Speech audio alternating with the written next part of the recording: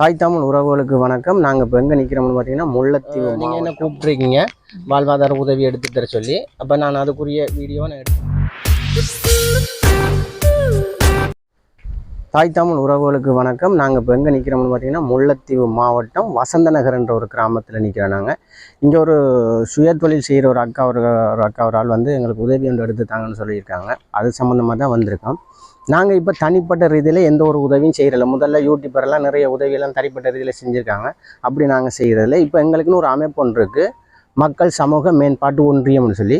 அது ஊடாக தான் நாங்கள் சில உதவிகள் செஞ்சுட்டு வரோம். அது ஊடாக எங்களோட வேலை திட்டங்கள் என்னென்னா, படிக்கிற பிள்ளைகளுக்கு ஊக்கப்படுத்துகிற மாதிரி உதவி திட்டங்கள் தான் நாங்கள் இப்போ செஞ்சிட்ருக்கோம். வாழ்வாதார உதவி திட்டங்கள் வந்து நாங்கள் செய்யணும் தொடங்க இல்லை நாங்கள்.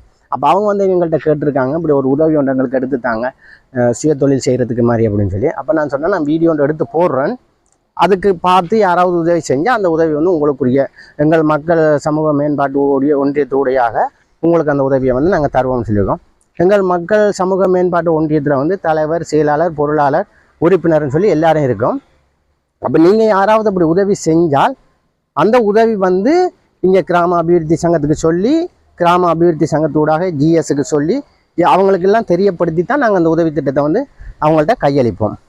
அப்போ அது முறையின்படி தான் நாங்கள் இனி வந்து செய்ய போகிறோம். உதவி திட்டம் நாங்கள் யாருக்கு எது உதவி திட்டம் செய்கிறனாலும் முறையின்படி தான் செய்ய போகிறோம். வாங்க நேராக வீடியோவுக்குள்ளே அந்த கடையை பார்ப்போம். அவங்களோட வாழ்வாதார சம்பந்தமாக அவங்க என்ன சொல்கிறாங்கன்றதை அவங்கள்ட்ட கேட்போம். வாங்க.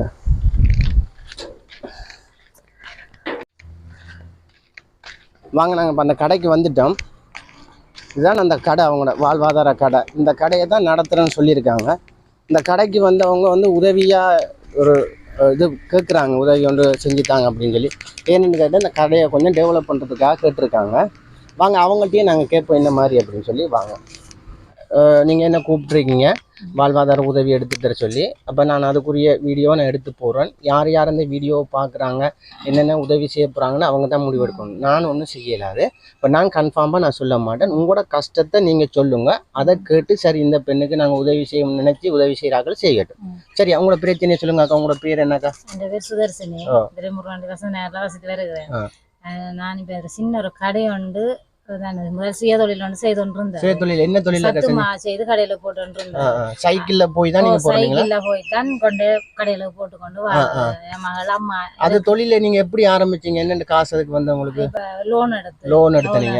வாழ்வாதார லோன் எடுத்து தான் அதெல்லாம் கொஞ்சம் போட்டு செய்து கொண்டு. இப்ப அந்த லோனுக்கு காசு கட்டி கொண்டிருக்கீங்களா? காசு கட்டி கொண்டு. சரிங்க, சொல்லுங்க.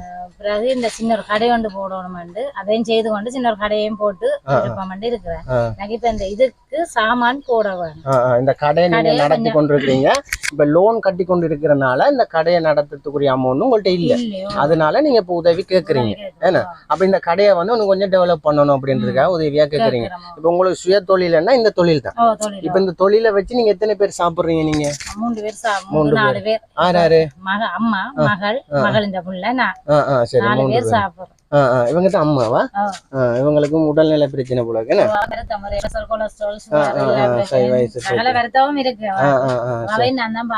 நீங்க தான் பாத்து கொண்டு இருக்கீங்க. இப்ப இந்த கடைக்கு நீங்க இப்ப என்னென்ன சாமான் நீங்க போட போறீங்க? என்னென்ன சாமான் உங்களோட கடையில இருக்கு? இந்த கடையில டொபி ஐட்டங்கள் தான் இருக்கு. மற்ற அத்தியாவசிய சாமான் சீனி, மாவு இல்ல, சீனி இல்ல, வேற எந்த ஒரு அத்தியாவசிய சாமான்கள் ஒன்றும் இல்ல. அப்ப அதை நீங்க டெவலப் பண்றதுக்கு தான் சரியான தராசு இருக்கு அவங்கள்ட்ட? தராசு இல்ல. சரி, நாங்க கடையை உள்ளுக்கு போய் பார்ப்போம். பார்த்துட்டு அவங்க கேட்குற என்ன மாதிரின்றத பார்ப்போம். நீங்க இந்த வீடியோவை பார்த்தீங்கன்னா உங்களால முடிஞ்சால் நீங்க அதை உங்களுக்கு உதவி செய்யலாம். வாங்க கடைக்கு உள்ளுக்கு போய் பார்ப்போம். வாங்க. இதான் பாருங்க அந்த அவங்களோட கடை. இந்த கடையை தான் அவங்க வந்து போட்டிருக்காங்க. அவங்களோட லோன் எடுத்து தான் இந்த கடையை போட்டிருக்காங்களாம். தற்காலிகமா இந்த கடையை அடிச்சு அவங்களோட முயற்சியில கடையை அடிச்சு முன்னுக்கு மேய்ஞ்சிருக்காங்க, அடிச்சு போட்டிருக்காங்க. அப்ப இந்த காணி ஆச்சா காணியாக்கா? அப்ப அவங்கள்ட்ட கேட்டுட்டு உதவியா கேட்டுருக்கீங்க, அவங்க கொடுத்துருக்காங்க. தற்காலிகமா நீங்க போட்டு செய்யுங்க அப்படின்னு. எல்லாம் பழைய தகரங்கள்லாம் மேலுக்கு எல்லாம் போட்டுக்கிடணும், புதுசு இல்ல. எல்லாம் வீட்டா இருந்த பழைய தகரங்களை தான் கலட்டி போட்டுருக்கேன். உதவிகளும் இல்ல தானே. அப்ப உங்களுக்கு இனி கடைக்கு காசுகள் தேவையில்லை, சாமான்கள் காசு தேவை. சரி சரி, வாங்க. நாங்கள் கடைக்கு உள்ளுக்கு போவோம். கீழே எல்லாம் நிலம் இழுக்கல அக்கா. அப்ப கீழே நிலம் இழுக்கல, நீங்க நிலம் இழுக்காம தான் இருக்கு. இப்ப இதுக்குள்ள சாமான்கள் எல்லாம் என்னென்ன வச்சு நீங்க செய்வீங்க? மண்ணால மூழ்கித்தானே. ஆனா அப்ப இது போட்டு எல்லாம் செய்ய வேணும். ஆனா அப்ப இதுக்கு நீங்க நிலம் இழுக்கணும் என்னக்கா? நிலம் இழுத்து தான் கடையை போடலாம். அப்பதான் நீங்க மாவுகள் சீனி எல்லாம் அடுக்கலாம். கீழே ஒரு மழை பெஞ்சாலும் தண்ணி நிக்கும். அப்ப கீழே மண் போட்டு மொங்கம் போட்டு நிலம் இழுக்கணும். நிலம் இழுக்கணும். சாமான்களை காட்டுங்க. இதான் பாத்தீங்கன்னா அவங்களோட தராசு, சின்னதா ஒரு தராசு எடுத்திருக்காங்க.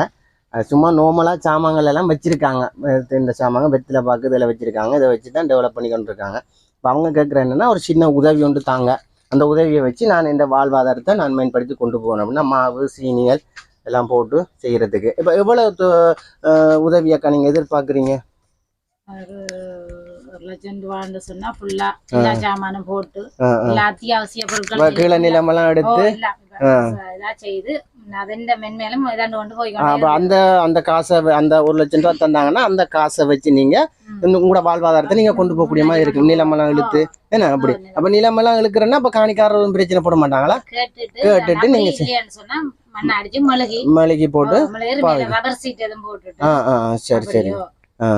இப்ப என்னண்டா இவங்க கேக்குறாங்க என்னண்டா இவங்களுக்கு இந்த மாவுகள் இதெல்லாம் வேண்டி வச்சு கொஞ்சம் ஒரு சின்ன அமௌண்ட்டாக கேட்குறாங்க. 1,00,000 ரூபா சில பேருக்கு கஷ்டமாகவும் இருக்கக்கா. நாங்கள் கேட்டோனிக்கு 1,00,000 ரூபா தாங்கன்னு யாரையும் கேட்கலாது.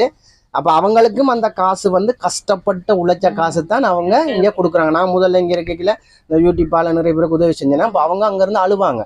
புலம்பெயர்ந்த மக்களும் அங்கே போய் பனி வெயில் இல்லாமல் கஷ்டப்பட்டு அந்த காசை தான் இங்கே மக்களுக்கு அனுப்புறது.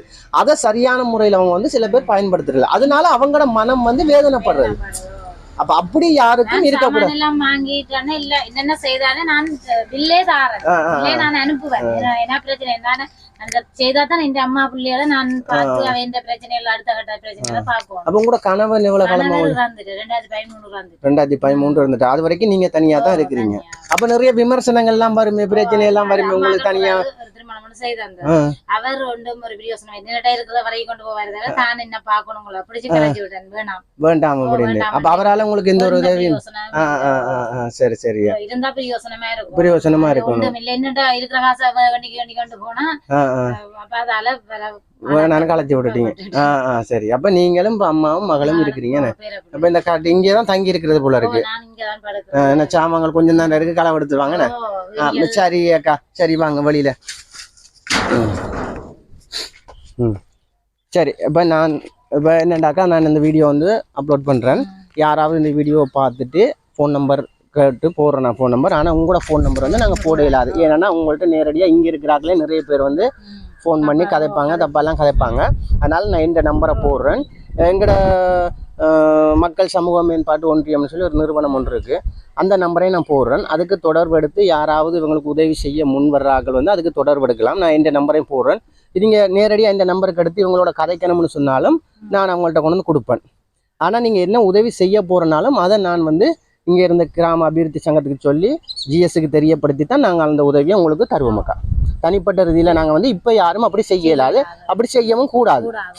அது அப்படி செய்யக்கூடாது. அதாவது அந்தந்த முறையின்படி தான் செய்வோம். அப்படி நீங்கள் யாராவது அப்படி உதவி செய்கிறேன்டா அவங்களுக்கு நீங்கள் உதவி செய்யலாம். நான் கட்டாயப்படுத்த மாட்டேன். இப்போ அவங்க கேட்ட உதவியை நான் வீடியோ எடுத்து போடுறேன். அப்படி உதவி செய்கிற ஆட்களுக்கு நீங்கள் என்ன சொல்ல விரும்புறீங்க? உதவி கேட்டிருக்கீங்க நீங்கள்.